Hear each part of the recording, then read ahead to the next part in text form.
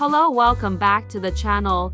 Update ko lang kayo sa latest feature ang messenger ang restrict feature. Wala na pala guys yung ignore button janawa na nilang restrict. And ganito ang itsura kung paano mag-restrict at mag-unrestrict ang account para mabasa mo yung message nang hindi nasisin. Kapag restricted ang isang account, is hindi niya malalaman na nabasa mo na pala yung message or kung naka-online ka pa.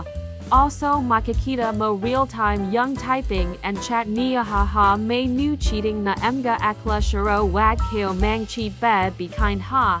Ganito unrestrict mga akla punter kayo sa profile neo tapos punter sa privacy and tap the restricted accounts makikita mo sila lahat dun.